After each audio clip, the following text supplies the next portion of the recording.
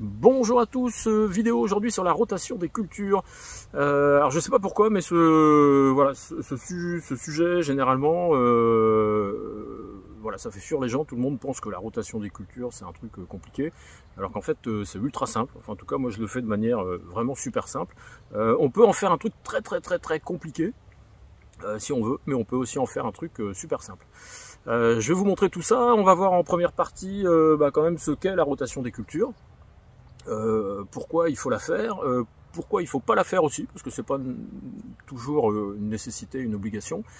Et puis en dernière partie, je vais vous montrer comment justement moi je fais ma rotation des cultures dans mon potager de la manière vraiment la plus simple du monde, sans me fatiguer. Allez voilà, c'est parti!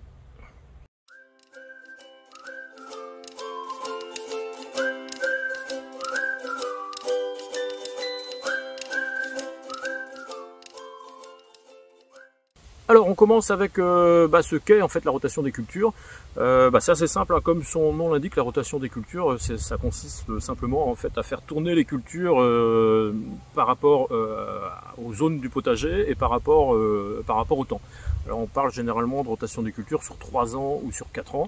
Et en fait, tout simplement, si vous avez une culture de carottes par exemple, et la première année elle va être sur une parcelle de votre potager, la deuxième année elle va être sur une autre parcelle de votre potager, la troisième année sur une troisième parcelle, et si c'est une rotation sur 3 ans, et elle va revenir la quatrième année sur la première parcelle. Voilà, c'est simplement ça la rotation des cultures.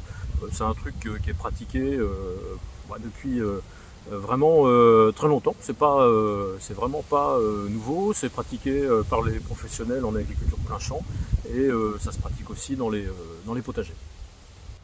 Et du coup alors pourquoi on fait cette fameuse rotation des cultures, à quoi ça sert? C'est assez simple en fait, le fait de laisser une culture toujours au même endroit va avoir tendance à appauvrir le sol toujours de la même manière. Vous avez entendu parler ou pas de ce qu'on appelle le NPK de tel ou tel type de culture. Voilà, suivant les familles de plantes potagères, vous allez en avoir certaines qui vont avoir besoin de plus d'azote, de potassium, tout ça, et qui vont avoir tendance à épuiser de manière inégale les ressources du sol. Donc si vous mettez toujours la même culture, voilà, au bout d'un moment le sol ne va pas être suffisamment capable de remonter les niveaux des différents minéraux dont la plante a besoin, et on va se retrouver avec des carences. Voilà. Donc l'alternative, justement, quand on déplace, on va remettre en place une culture qui ne va pas forcément demander exactement les mêmes minéraux et qui va permettre au sol de se recharger entre temps dans les minéraux qui vont servir sur une nouvelle culture qui viendra l'année suivante.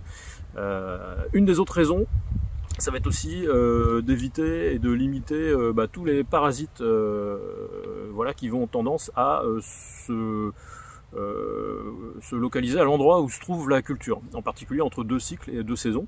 Vous avez plein d'insectes dans le potager qui vivent à la fois sous forme larvaire et sous forme d'insectes, et qu'on voit en fait à partir du printemps ou l'été sous forme d'insectes, mais qui passent tout l'hiver dans les potagers jusqu'au printemps là, et parfois plus, sous forme de larves. Alors, généralement ça va être des petits vers, voilà, il y a plusieurs variantes. Et voilà, ils ont tendance à pondre leurs œufs à l'endroit où il y a à manger et où il y a de quoi dormir. Donc du coup, voilà, s'il y a une culture qui leur plaît, ils vont pondre leurs œufs à cet endroit-là. Si l'année d'après vous remettez la culture, les larves, elles vont avoir, vous allez les nourrir. Donc ça va être de pire en pire, on va dire, mais ça, voilà, ça va finir par poser de plus en plus de problèmes.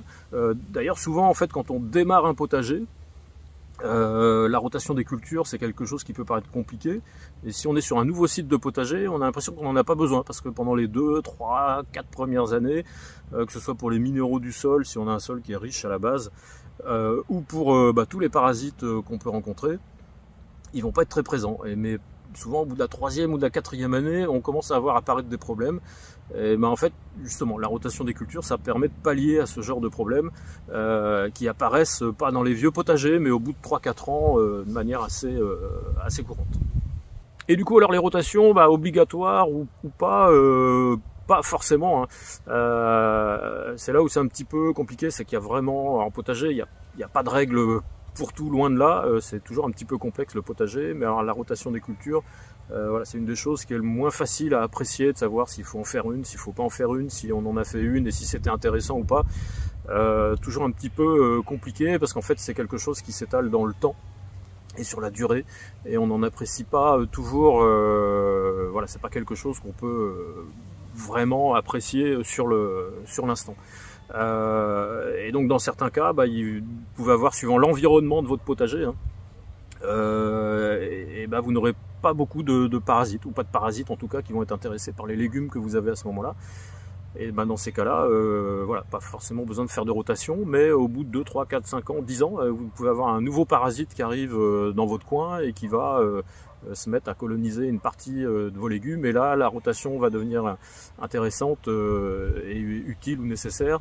Donc voilà, c'est pas toujours, voilà, c'est pas toujours simple de savoir s'il faut la faire ou pas. Il y a aussi, suivant les types de potager, les configurations de potager, ça peut être compliqué à faire. Moi j'ai un potager qui est tout à plat, tout d'un seul tenant. Donc ça paraît plus facile de faire la rotation des cultures sur des potagers en carré avec des zones délimitées par des planches. C'est un petit peu plus compliqué, bien que ça, dans le fond ça ne change pas grand chose. Il suffit de numéroter et puis de décider on va faire tourner telle ou telle planche. Ça demande un peu plus de suivi, un peu plus de contraintes. Voilà. Ça va dépendre aussi de la nature de votre sol. Il y a des sols qui sont moins sujets à avoir des parasites qui restent longtemps. Voilà, c'est vraiment pas quelque chose qui est d'une absolue nécessité et obligation. Après voilà, pourquoi s'en passer quand on a des problèmes dans le potager qu'on n'arrive pas à régler, à identifier. Voilà, faut bien comprendre qu'en fait que c'est une lutte passive qui permet de se passer de produits phytosanitaires ou de traitements même bio qui sont jamais non plus complètement neutres dans nos potagers. Et le fait de faire la rotation des cultures, bah justement, c'est une manière complètement naturelle de se débarrasser ou en tout cas de réguler les soucis qu'on peut avoir dans nos potagers. Alors soit dit en passant, ça protège pas tout non plus, hein, des trucs comme le mildiou qui en a eu plein là, cette année. Là, faire la rotation des cultures parce que vous avez du mildiou à un endroit du potager ou à un autre, là-dessus ça va absolument rien changer. Si vous êtes dans une nouvelle année à mildiou avec une configuration de temps et de météo qui fait que vous devez avoir du mildiou, rotation ou pas, là voilà, vous allez quand même en avoir. Donc ça ne sauve pas tout et ça ne règle pas tous les problèmes. Alors du coup, bah voilà, moi comment je fais ma rotation des cultures, souvent en fait quand on veut pas faire ou quand on fait pas de rotation des cultures, c'est parce qu'on s'imagine que c'est un truc hyper compliqué. Donc du coup ça peut se comprendre, hein, on n'a pas envie de se prendre la tête, c'est un loisir le potager pour beaucoup d'entre nous. Si c'est pour faire des tableaux Excel dans tous les sens, voilà, moi dans ces conditions je comprends qu'il y ait plein de gens qui ne veuillent pas faire de rotation des cultures. Moi je m'embête vraiment pas, je fais ça de manière hyper simple. Je prends en fait ma plus grosse culture, qui est ma culture de pommes de terre, qui représente un tiers du potager. Donc essayez de faire ça avec une de vos cultures au potager. Alors bon, idéalement il faut qu'elle fasse à peu près le tiers, mais ça peut être possible, hein. Vous prenez par exemple la famille des courges. La famille des courges, rapidement dans le potager, ça peut prendre un tiers du potager. Donc voilà, si vous ne faites pas comme moi un tiers de votre potager en pommes de terre, prenez une autre famille. Ça peut être la famille des tomates, solanacées, tout ça, clac. Pareil, ça peut représenter un tiers du potager. Donc voilà, essayez de choisir une famille qui fait un tiers du potager. Et vous ne faites en fait votre rotation que sur cette famille-là. Moi, je ne fais tourner que mes pommes de terre. Mes pommes de terre, elles étaient dans la partie, mon potager il est en L, elles étaient dans la partie du pied du L, en quelque sorte, de mon potager, un tiers de mon potager. L'année prochaine, elles vont être sur la moitié du L de mon potager, je ne sais pas comment vous expliquer ça, mais en tout cas un autre tiers de surface, et je ne fais tourner que cette parcelle-là. Et du coup, bah, de fait, ça fait tourner toutes les autres. Alors vous allez me dire, mais du coup, les autres, si on ne fait pas attention, on peut les mettre 2 fois de rang sur la même parcelle. Alors c'est vrai que du coup, pour les autres cultures, on n'est pas forcément sur de la rotation de 3 ans, mais on est au moins sur de la rotation de 2 ans. On est sûr de ne pas mettre les autres cultures 2 fois de rang sur la même parcelle, ou en tout cas plus de 2 fois sur 3 ans. Donc voilà, une seule rotation sur la grosse culture, vous faites tourner votre grosse culture et tout le reste, ça suit, c'est tout. Et vous mettez le reste, mais où vous voulez dans votre potager, et vous allez voir que vous allez faire une rotation assez simple, alors qui sera peut-être pas parfaite à 100%, mais en même temps dans nos potagers on n'est pas non plus là pour faire du parfait à 100%, mais qui sera en tout cas très efficace par rapport à quelqu'un qui ferait absolument pas de rotation des cultures. Alors une petite précision aussi, c'est que dans mon cas, alors c'est peut-être pas votre cas, mais dans mon cas, moi j'utilise les engrais verts. Donc du coup, vous allez me dire, bah, ça rajoute du coup de la rotation des cultures, parce qu'en soi, les engrais verts, si ce n'est le fait que c'est une culture qu'on ramasse pas, ça reste quand même une culture qui va aussi avoir besoin des ressources du sol, qui a aussi ses ravageurs. Voilà, ça reste une culture à part entière. Comment l'intégrer aussi de manière simple dans tout ça? Et ben c'est aussi assez facile. Moi, systématiquement, alors j'utilise que 2 engrais verts principalement, la facélie et la moutarde. Alors, la facélie, il n'y a aucune variété de votre potager qui va être de la même famille que la facélie, ce qui veut dire qu'elle n'intervient pas en fait dans la rotation des cultures, elle ne va pas attirer de parasites particulièrement néfaste pour le reste des cultures du potager. Donc vous pouvez la mettre où vous voulez, comme vous voulez.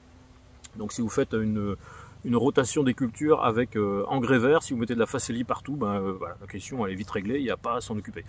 Si après vous commencez à mettre comme moi de la moutarde, alors la moutarde c'est famille des crucifères, les choux, navets, on en a des crucifères, les radis, voilà tout ça. Et bah du coup voilà, ça va aussi poser un problème de rotation des cultures. Et ben c'est simple, je la synchronise en fait avec mes pommes de terre, c'est-à-dire que je mets mes pommes de terre et systématiquement quand j'enlève mes pommes de terre, je mets derrière ma moutarde. Donc ma moutarde suit la rotation des pommes de terre et du coup j'ai une rotation culture récoltée en rotation et culture d'engrais verts en rotation, tout se suit. Et voilà, pareil, je ne me prends pas du tout la tête avec des histoires de rotation compliquées, des tableaux, des plans, voilà. Pommes de terre, engrais vert, moutarde. Tous les ans, je décale d'un tiers du potager. Et ça marche très bien comme ça. Bon bah voilà, alors, fin de cette vidéo. Donc vous voyez, on peut faire super simple la rotation des cultures. On peut faire aussi super compliqué avec des tableaux Excel prévus sur 3 ans, sur 4 ans, avec 70 variétés de légumes. Voilà, après chacun fait comme il l'entend, mais voilà, si vous voulez vraiment pas vous prendre la tête avec la rotation des cultures, voilà, une méthode assez simple.